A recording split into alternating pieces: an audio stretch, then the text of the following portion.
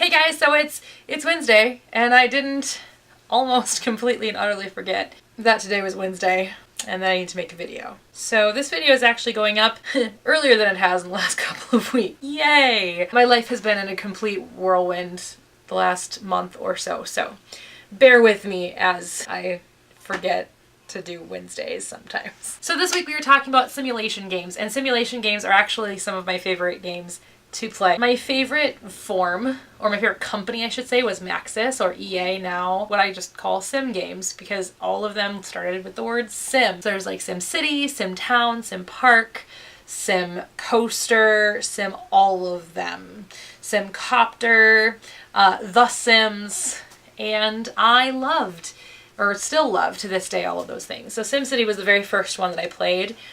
And it was the original SimCity from way back in the day, and it was terrible graphics. I want to say it was like 1989, something like that, something stupid. And I didn't play it in 1989 because I was like 3 then, but I played it in the early 90s, and then I played SimCity 2000.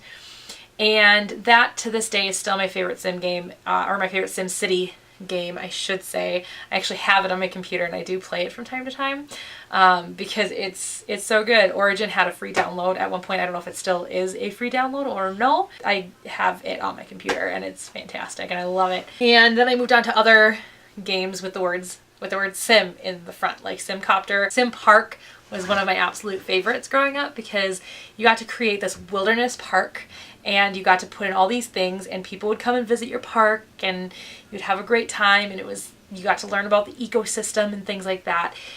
And I absolutely adored it. I would love to play it again. I'm sure I would probably find it to be incredibly boring now, but when I was a kid, like 9, 10, 11 years old, I absolutely adored that game, and I love the memories that surround it. Of course, I was terrible at it, much like I was terrible at SimCity.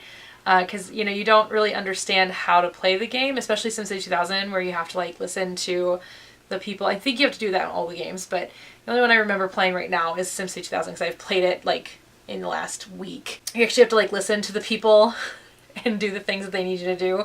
Otherwise, you go broke. And if you listen to them, for the most part, you're pretty okay, unless you're just really bad with money.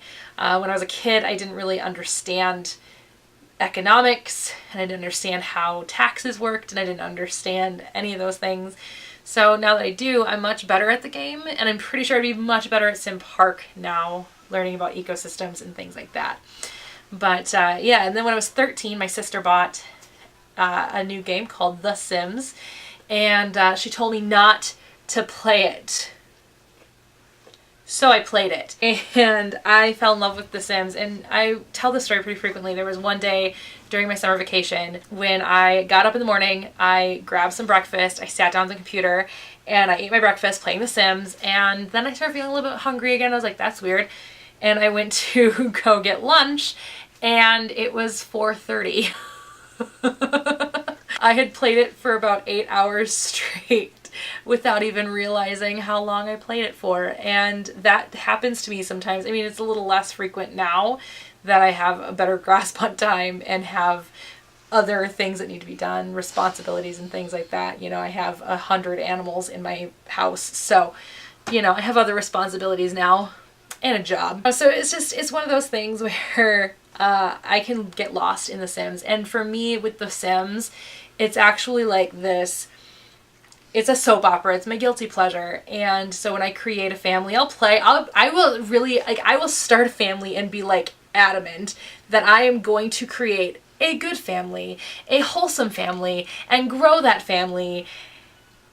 And then of course I get bored. And so what do? I have somebody cheat on somebody. Because it's fun? You'd think I would hate that because I was cheated on. So you'd think that I would hate that. But I didn't hate it. It's so much fun. When I was playing The Sims 2 and you could still go between families without there being like too much issue with going between families and things like that. And in Sims 3 you can't do that. Sims 4 you can again, but if you're not diligent on who you're visiting, then those people grow up and you don't get to live out your storyline. But I could create this great storyline. One of the ones I did was I had this one family that I started, and I didn't do any of the motherload cheats or anything like that. I just grew that family, and eventually they became like everybody in the town, everybody in that specific neighborhood was related to that family. So it got to be really difficult because I played that family for months and got to a point where like everybody was just related and they were the kings of that neighborhood essentially, and it was fantastic. So I've been playing The Sims since The Sims first came out, and I've played The Sims, I've played The Sims 2, I played The Sims Stories, I played Sims 3, and I have played Sims 4. I don't own it yet. I was gonna buy it. It was like half off a couple of weeks ago, and I got this surprise deal at my job. So I have some money coming in, some surprise money coming in, and I got super excited. So I was like, I'm gonna celebrate by buying The Sims since it's half off right now. And I came back the next morning and it was no longer on sale. So I was really disappointed. So I actually didn't buy it because I can't justify spending that kind of money on The Sims 4, unfortunately. So eventually I'll purchase The Sims 4. I have a friend that was very kind to let me play it on her account for a little while. But yeah, so that's pretty much all I have to say about that. I hope you guys have a great week. I'll see you guys next week, and Dylan, we will see you tomorrow.